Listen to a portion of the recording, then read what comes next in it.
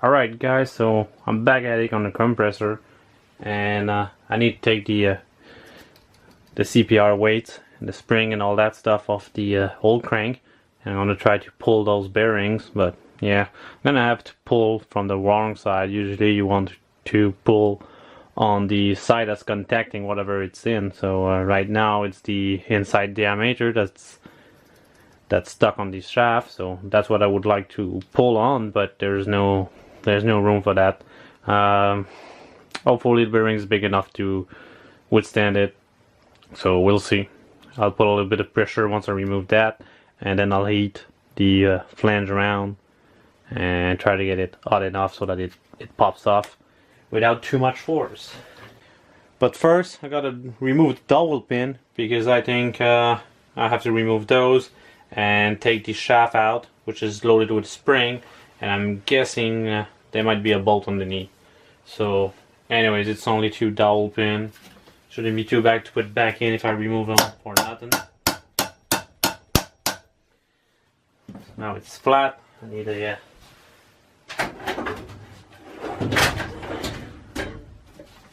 this should work.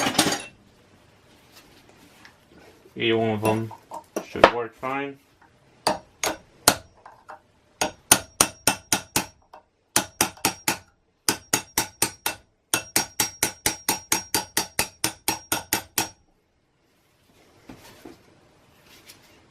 Just so it doesn't fly away, I'm gonna hold it. There we go, that's one.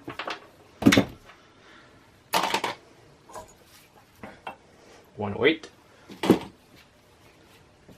And now I hope this guy doesn't go flying. Good. If it does, well, we'll just catch it. Oh, I think it's going. Huh, there you go. Even simpler than on my other compressor. The other one has a bolt underneath. It's a different design. It's flash lubricated. So for a connecting rod, for instance, the wrist pin, they have bearings, while this one doesn't. Because this one, I guess the lubing system is better, so they don't need bearings in the connecting rods. But the other does. It's like a 2-stroke engine with connecting rods. So there you go. CPR. Huh. I was afraid to put a wrench to it because I thought maybe I'm gonna break it. Well, you see it's loaded with a spring which closes it, and I also repaired the CPR, which is here. You see there's a check ball that goes in there with the spring, and it pushes this pin. This is kind of the valve stem. So when this goes relaxed, this little plunger here, it's got enough force to push this pin, and by pushing that pin it pushes a ball, and that ball's open up those 2 sides here. Yeah, so you put the ball here, a spring, and then you cap it here. So when it's not turning, or it's not turning fast enough, this thing is depressed. It moves the ball that sits inside of there, and it opens up. This is the line that goes to the compressor, so this is pressure, so it opens up this to the outside here. So that's what it does. And this thing, when I pulled it off, I don't know if it got into the footage when I hit it, but it was stuck pretty much like so all the way in, so the compressor was pretty much running with this valve all the way open. Well, it doesn't really matter for the size of the pump, but that was a problem too. So now it's moving freely. So I had to use a little bit of a force and a lot of lubricant, and it pulled out. And then they took a little paint gun cleaning brush, and then I just reamed it inside, cleaned it all up, and it's good as new. So another thing that's fine and ready to go back in. So now I'll try to take that guy out. Hopefully I don't wreck anything. Hopefully. But nothing is 100% sure, so it's a big bearing. I guess it can withstand it. And I checked, and it's pretty standard, so I can get those bearing anywhere. It's not a Devil Biss or devair exclusive part, so shouldn't be too bad if I damage it. And that's the only way I have to remove these, because there's no way I can get underneath without wrecking the crank even more than it is, and I don't want to wreck that crank. I want to save it and repair, or at least have a chance of repairing this crank if anything goes wrong with either this compressor or my friends. I want to keep it or sell it. If I sell it, that's fine with me as well. It's gonna free up a little bit of money, but yeah, I gotta get that thing in there. This fits.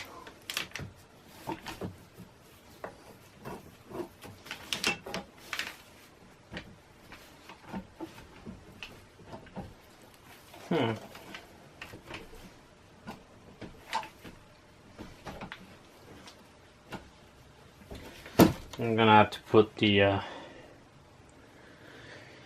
other arms on it. Alright, let's try it again.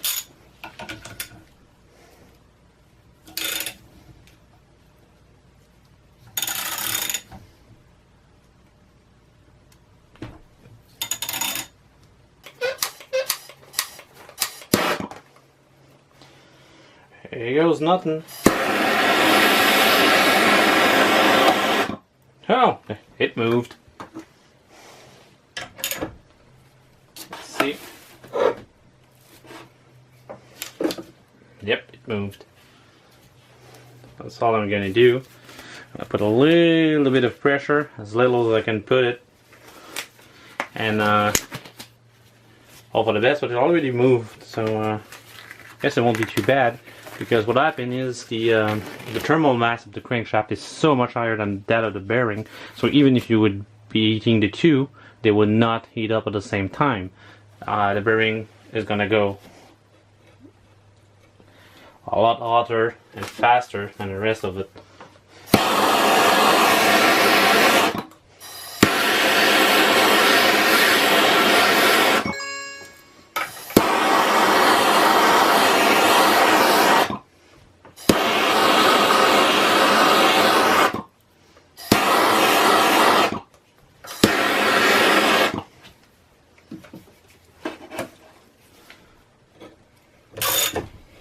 There we go. Well, that was easy as pie. Oh, it's getting cold. So, heat it up again.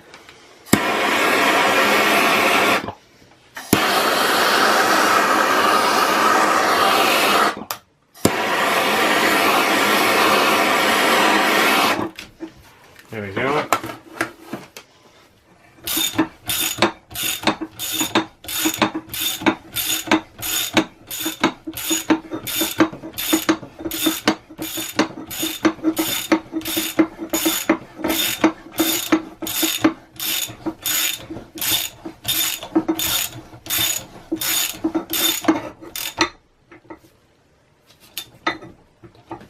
Well, now my puller doesn't go far enough. So I'm gonna move those jaws to that spot, and I'll do it.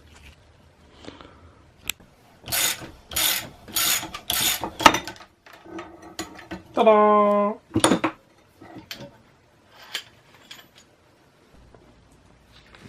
Wow, that barely fits, as you can see right there. As far as this puller will go, but it goes, so.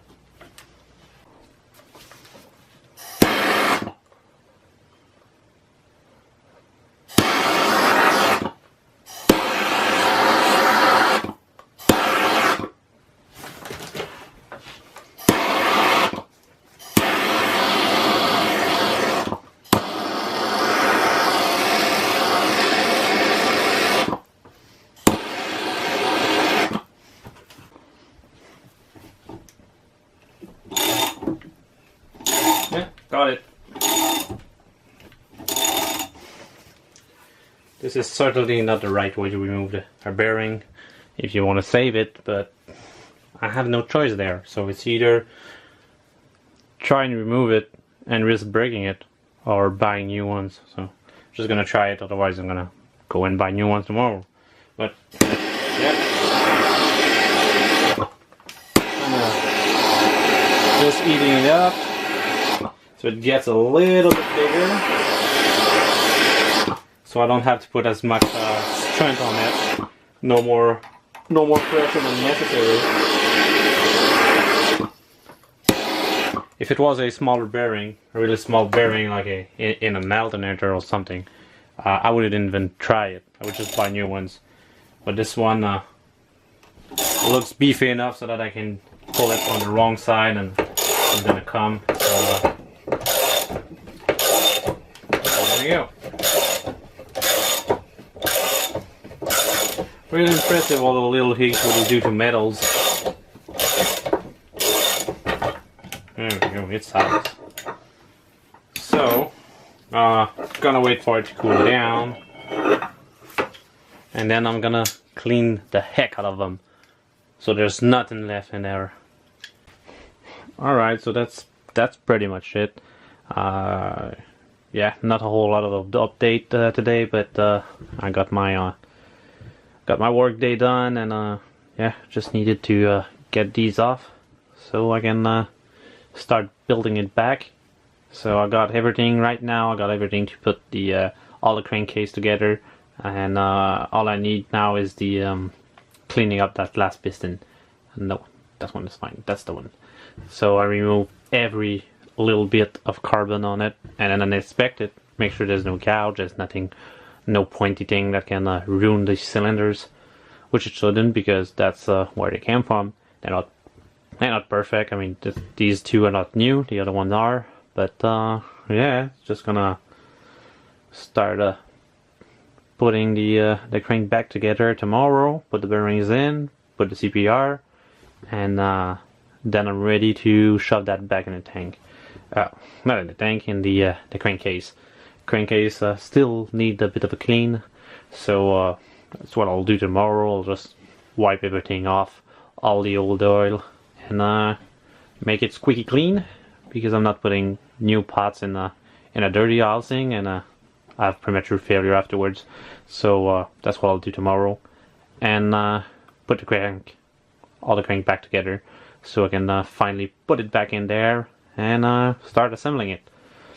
But yeah, it is gonna fall pretty quickly from now on.